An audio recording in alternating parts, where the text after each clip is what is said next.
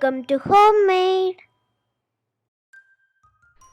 Hello welcome to homemade. ഞാൻ രമ്യ സുർജിത്ത്. ഇന്ന് ഞാനൊരു കർക്കിടക സ്പെഷ്യൽ റെസിപ്പിയാണ് കൊണ്ടുവന്നിരിക്കുന്നത്. ചേമ്പിൻ തണ്ട് അല്ലെങ്കിൽ താള് വെച്ചിട്ടുള്ള ഒരു കറിയാണ്. ഇത് സാധാരണ കർക്കിടക മാസത്തിൽ അല്ലെങ്കിൽ മഴക്കാലത്താണ് നമ്മൾ കൂടുതലായിട്ട് ഉപയോഗിക്കാറുള്ളത്.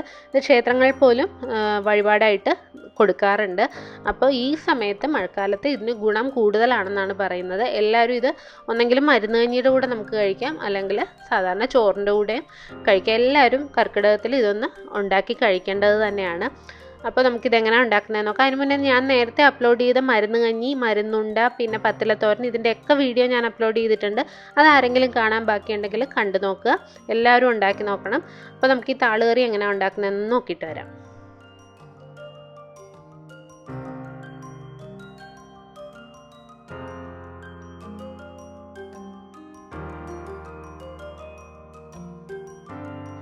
ഇതിന് വേണ്ടിയിട്ട് ഞാനിവിടെ 3 താളം എടുത്തിട്ടുണ്ട്. അത്യാവശ്യം വലിപ്പമുള്ളതാണ്. ഞാനിവിടെ വെട്ട് ചേമ്പിൻ്റെ താളാണ് എടുത്തിരിക്കുന്നത്.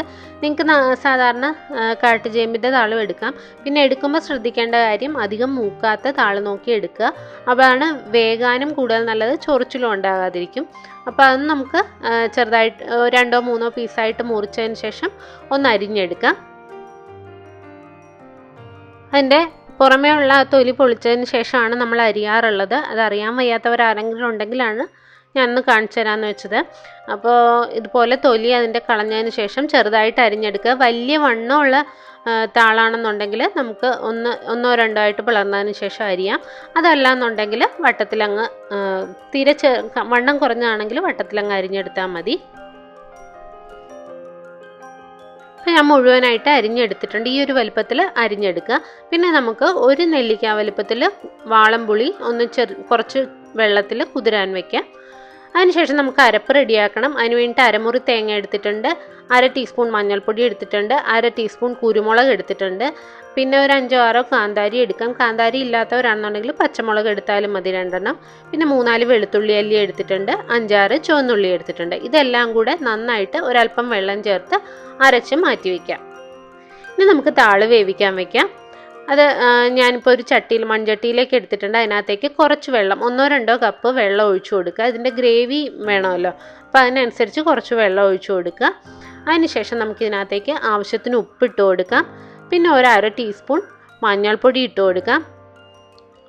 പിന്നെ നമ്മൾ ഇതിനകത്തേക്ക് ഒരു നുള്ള് മുളക് പൊടി കൂടെ ഇട്ട് കൊടുക്കാം. മുളക് പൊടി ഒന്നും ഒത്തിരി കൂടണ്ട, കാരണം നമ്മൾ അരപ്പിനകത്ത് കാന്താരി ചേർക്കുന്നുണ്ട്, അല്ലെങ്കിൽ പച്ചമുളക് ചേർക്കുന്നുണ്ട്. അപ്പോൾ എരിവ് ഉണ്ടാവും. പിന്നെ 1-2 കുരുമുളകും കൂടെ നമ്മൾ ഇട്ടിട്ടുണ്ടല്ലോ, അപ്പോൾ അതിനനുസരിച്ച് കുറച്ച് മുളക് പൊടി മാത്രം, ഒരു 1/4 ടീസ്പൂൺ മുളക് പൊടിയും കൂടി ഇട്ടതിന് ശേഷം നന്നായിട്ടൊന്ന് മിക്സ് ചെയ്തിട്ട് നമുക്ക് മൂടി വെച്ച് വേവിക്കാം. ഇത് നമ്മൾ അധികം മൂക്കാത്ത താളായതുകൊണ്ട് പെട്ടെന്ന് വെന്ത് കിട്ടും. ഒരു 5 മിനിറ്റിനകം ഇത് വെന്ത് കിട്ടും. അഥവാ വെന്തില്ല എന്നുണ്ടെങ്കിൽ, മൂത്ത താളാണെന്നുണ്ടെങ്കിൽ കുറച്ച് നേരം ഒന്ന് 5-10 മിനിറ്റ് വെച്ച് മൂടി വെച്ച് വേവിച്ചെടുക്കുക. ഇപ്പോൾ ഇത് നന്നായിട്ട് വെന്തിട്ടുണ്ട്. എനിക്കൊരു 5 മിനിറ്റ് കൊണ്ട് തന്നെ നന്നായിട്ട് വെന്ത് കിട്ടി. ഇനി ഇതിനകത്തേക്ക് നമ്മൾ കുതിരാനായിട്ട് വെച്ചിരുന്ന വാളംപുളി ഉണ്ടല്ലോ, അതൊന്ന് പിഴിഞ്ഞ് അരിച്ച് അതിൻ്റെ ആ ഒരു പൾപ്പ് ഇതിനകത്തേക്ക് ചേർത്ത് കൊടുക്കാം. അതിനുശേഷം നമ്മൾ അരച്ചു വെച്ചിരിക്കുന്ന അരപ്പും കൂടെ ചേർത്ത് കൊടുക്കാം. തേങ്ങ എല്ലാം കൂടെ അരച്ചു വെച്ചിട്ടുണ്ടല്ലോ, അതൊരു കുറച്ച് വെള്ളം ചേർത്ത് അരച്ച് നന്നായിട്ട് പേസ്റ്റായിട്ട് അരച്ചെടുക്കുക. അതിനുശേഷം ഞാൻ ആ ജാറിലേക്ക് ഒരല്പം വെള്ളം ഒഴിച്ച് ഒന്ന് മിക്സ് ചെയ്ത് ഒഴിച്ചിട്ടുണ്ട്. അപ്പം അതും കൂടി ഇതിനകത്തേക്ക് ചേർത്ത് കൊടുക്കുക. നമ്മൾ ഈ പുളി ചേർത്ത് കഴിയുമ്പോൾ നന്നായിട്ട് ഇളക്കിയതിന് ശേഷം ഒന്നുകൂടെ ഉപ്പ് നോക്കുക. നമ്മൾ കുറച്ച് ഉപ്പ് താള് വേകാൻ നേരത്ത് ഇട്ടിട്ടുണ്ട്. അപ്പോൾ ഈ പുളി ചേർത്ത് കഴിയുമ്പോൾ ഇത് ചിലപ്പോൾ ഉപ്പ് പോരാതെ വരും. അപ്പോൾ നന്നായിട്ടൊന്ന് മിക്സ് ചെയ്തതിന് ശേഷം ഒന്ന് ടേസ്റ്റ് നോക്കിയിട്ട് ഉപ്പ് പോരെങ്കിൽ അതും കൂടെ ചേർത്ത് കൊടുക്കാം. ഞാനിവിടെ നന്നായിട്ട് മിക്സ് ചെയ്തിട്ട് ഉപ്പ് നോക്കിയപ്പോൾ പോരാതെ തോന്നിയോണ്ട് കുറച്ചുകൂടെ ചേർത്ത് കൊടുക്കുന്നുണ്ട്. അപ്പം നിങ്ങളും നോക്കിയതിന് ശേഷം പോരെങ്കിൽ ചേർത്ത് കൊടുക്കുക. ഇനി നമുക്ക് നന്നായിട്ട് മിക്സ് ചെയ്തിട്ട് ഒരു മിനിറ്റ് കൂടെ ഒന്ന് തിളപ്പിക്കണം. തിളയ്ക്കാൻ തുടങ്ങി കഴിഞ്ഞിട്ട് ഒത്തിരി നേരം വെച്ചുകൊണ്ടിരിക്കരുത്, കാരണം അരപ്പ് ചേർത്ത് കഴിഞ്ഞ് ഒത്തിരി നേരം വെച്ച് തിളപ്പിച്ചാൽ ശരിയാവില്ല. അപ്പോൾ നമുക്ക് ഒരു മിനിറ്റ് കൂടെ ഇതൊന്ന് തിളപ്പിച്ചെടുക്കാം. അപ്പോൾ ആ അരപ്പിൻ്റെ പച്ച മണമെല്ലാം മാറിക്കിട്ടും. ഒന്ന് തിളച്ച് കഴിയുമ്പോൾ നമുക്കിത് ഓഫ് ചെയ്യാം, കാരണം ഈ മൺചട്ടിയൊക്കെ ആകുമ്പോൾ ചൂടുണ്ടാകും. നമ്മൾ ഓഫ് ചെയ്താലും അതിനകത്തിരുന്ന് കുറച്ചുകൂടെ തിളയ്ക്കും. അപ്പോൾ അതുകൊണ്ട് ഒത്തിരി നേരം വെച്ച് തിളപ്പിക്കാതെ ഇതൊന്ന് 1 മിനിറ്റ് കൂടെ വെച്ച് കഴിഞ്ഞ് തിളയ്ക്കാൻ തുടങ്ങി കഴിയുമ്പോഴേക്കും നമുക്കിതങ്ങ് ഓഫ് ചെയ്യാം. അതിനുശേഷം നമുക്ക് ഇതിനകത്തേക്ക് കടുക് താളിച്ച് ചേർക്കാം. ഞാൻ അതിന് വേണ്ടിയിട്ട് ഒരു ചെറിയ പാൻ ഇപ്പോൾ ചൂടാക്കാൻ വെച്ചിട്ടുണ്ട്. അതിനകത്തേക്ക് കുറച്ച് വെളിച്ചെണ്ണ ഒഴിച്ചു കൊടുത്തിട്ടുണ്ട്. വെളിച്ചെണ്ണയാണ് നല്ലത് എപ്പോഴും. താളുകറി, നാടൻ കറികളൊക്കെ വയ്ക്കുമ്പോൾ വെളിച്ചെണ്ണ തന്നെ ചേർക്കാൻ ശ്രദ്ധിക്കുക. അതിനകത്തേക്ക് 1 ടീസ്പൂൺ കടുക് ചേർത്ത് കൊടുത്തിട്ടുണ്ട്. പിന്നെ ഒരു 1/4 ടീസ്പൂണോളം ഉലുവ ചേർത്ത് കൊടുക്കാം. അതിനുശേഷം അതിനകത്തേക്ക് 2-3 വറ്റൽമുളക് ചേർത്ത് കൊടുക്കാം.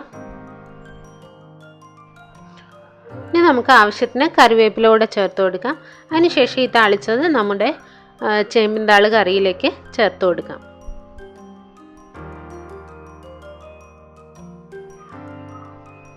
അപ്പോൾ ഇത്രയേ ഉള്ളൂ, നമ്മുടെ ചേമ്പിൻ താള് കറി റെഡി ആയിട്ടുണ്ട്. വളരെയേറെ ഗുണങ്ങളുള്ള ഒരു കറിയാണിത്. അപ്പോൾ എല്ലാവരും ഇത് കർക്കിടക മാസത്തിൽ ഉണ്ടാക്കി കഴിക്കണം.